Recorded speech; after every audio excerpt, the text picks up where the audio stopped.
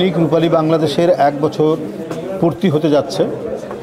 আমি মনে করি গণতন্ত্রের পরিপূরক হচ্ছে স্বাধীন মিডিয়া।